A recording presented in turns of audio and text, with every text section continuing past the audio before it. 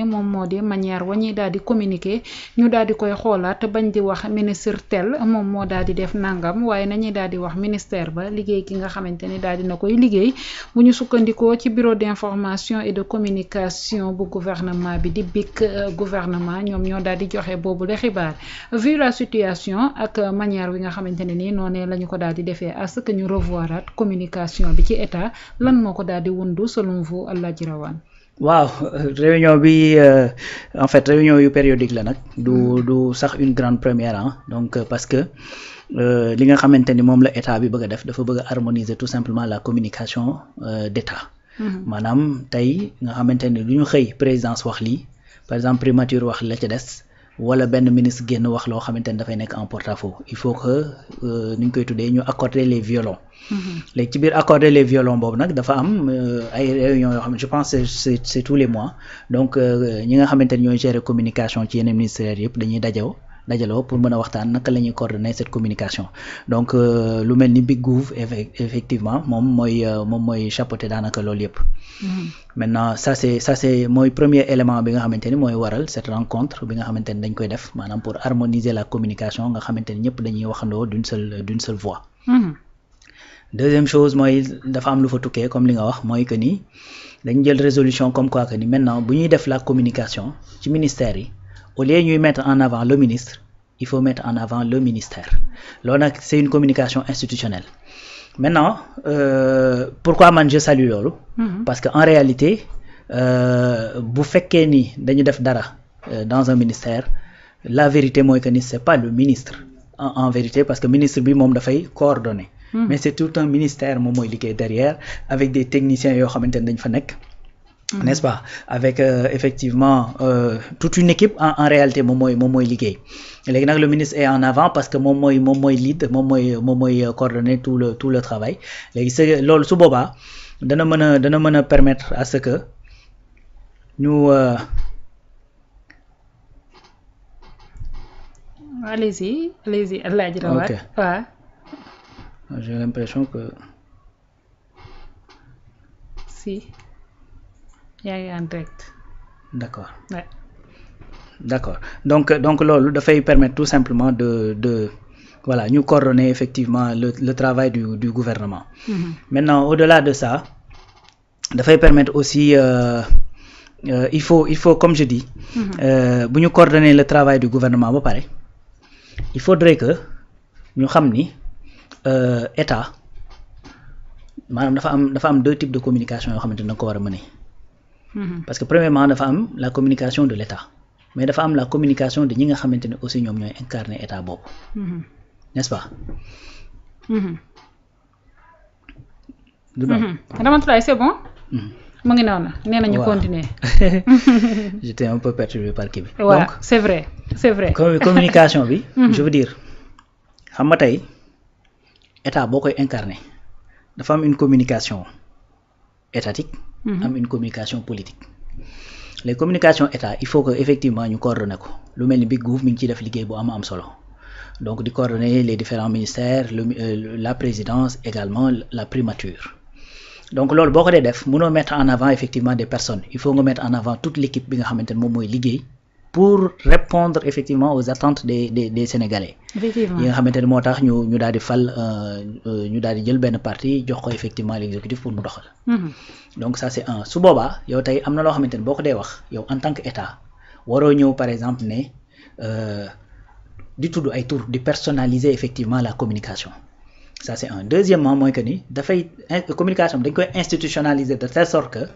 cible yi nga xamante ne ci ñoom lay dem non seulement dafay nekk la population sénégalaise mais dafay nekk parfois pour les partenaires dafay nekk parfois pour ñi nga xamante ne bitim réew lañ nekk. Des fois la diplomatie et tout ça moo tax parfois. surtout la diplomatie. Très bien moo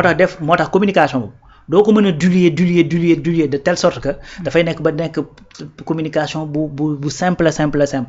moo tax souvent da ngay gis kuy accéder au pouvoir. dañ lay reprocher naan la sa communication baaxatul. Il faut que gars yi nga génn communiquer gars yi pourtant dañuy communiquer parce que Big Gouv est tous les jours en train de communiquer mais il faut que communication boobu moom encadrer ko parce que mënu koo defee n'importe comment parce que c'est une communication qui est institutionnelle.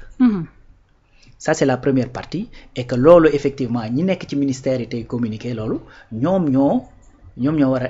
war a gérer loolu donc bi ni ñu ko organiser nii ne léegi nañ mettre en avant effectivement les ministères ça va empêcher à ce que ñuy def culte de la personne culte de la personnalité maanaam da ngay gis ay ministres yoo xamante ne yoo xam ne dañuy am dayoo am taxawaay c'est-à-dire ministre li ma bëgg a wax foofu mooy des fois nga gis ministre boo xamante ni ministre bi ngay xam doo xam sax ministère am nu mu tudd n'est-ce pas donc loolu moo koy indi moo tax pour éviter culte de la personne boobu pour éviter que tout soit centré autour d'une personne boo xamante ne dafay loolu parce que comme on dit les personnes passent mais les institutions demeurent n'est-ce pas donc il faudrait que ñu mette en avant plus les ministères et ça c'est encore la communication institutionnelle mais au-delà de ça ñooñu ñu dénk ay responsabilités dénk leen état bi tey ñuy doxal c'est-à-dire dañoo am parti politique nag boo xamante ni moom lañ conquérir le pouvoir et donc il faut qu'il y ait une communication politique boo xamante ni soubassement bi dafay nekk les réalisations yi nga xamante ni parti bi ñuy dénk exécutif bi moom moo nekk di ko doxal donc cette communication politique mënta nekk une communication boo xamante ni dañ koy cadrer comme la communication institutionnelle il faut que ça soit dilué il faut qu'il y ait des relais il faut que effectivement que ça soit une communication boo xamante ni cordon ombilical bi fil bi duñ ko rompre loolu nag parfois foofu le bas di blessé n'est-ce pas donc et dans ce cas je pense que cette séparation il faut que ñu def ko qu'il y ait effectivement des responsables de la communication aux différents ci chaque ministère ou bien chaque direction boo xamante ni dinañ mettre en avant la direction et tout ça mais il faudrait que chaque ministre boo xamante ni da ngaa bokk peut-être ci parti Pastef wala nga bokk ci mouvement présidentiel wala nangam il faut que derrière nga wut effectivement ses propres canaux de communication yoo xamante ni dana mën a permettre cette communication politique bañ a rompre nga xamante ni dañu xam ni Pastef moo dem aux élections moom moo tiré moom moo nekk li nga xamante ni moom moo tiré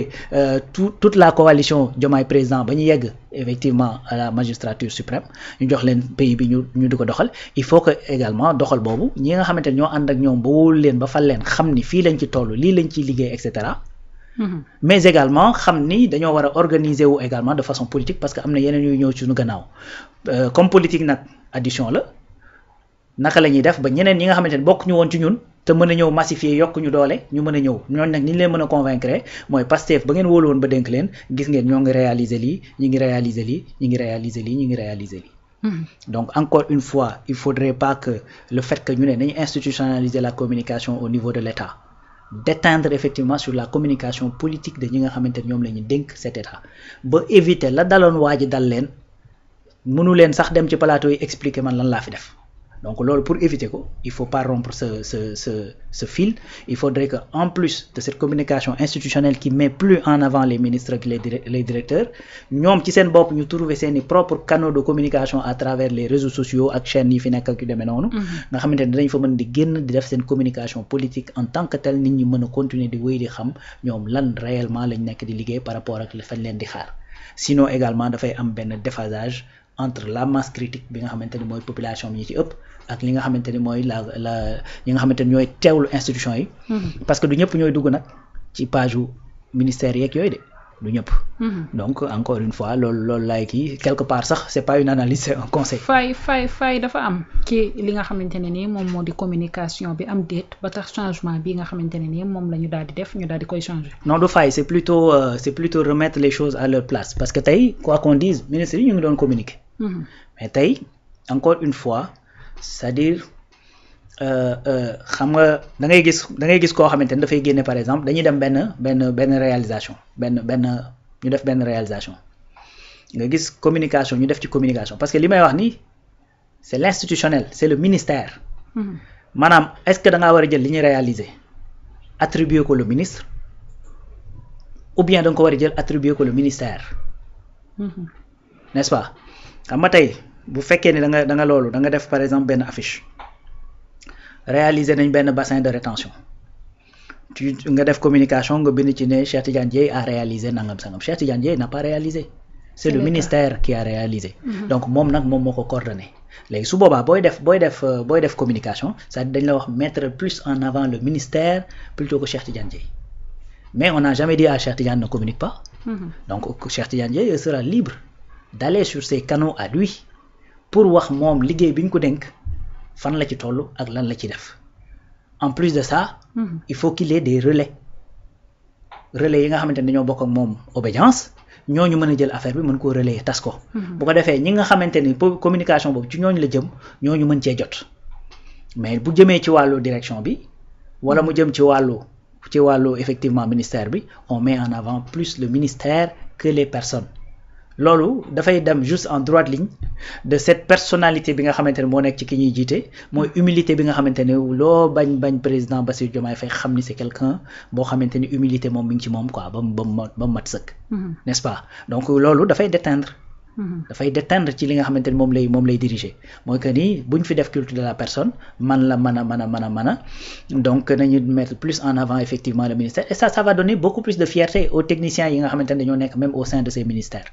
N'est-ce pas? Donc ça c'est une communication encore une fois institutionnelle, mais il faudrait jamais oublier que derrière cette communication institutionnelle il faut une communication que moi je qualifie de politique boo xamante ne dana mën a permettre kenn ku ci nekk la nga réaliser ña nga xamante ne ñooy population bi nga xam ni peut-être niveau d'étude bi yeggul foofu niveau de formation bi yeggul foofu ñooñu aussi mën a comprendre mën a xam lan la état nekk di def,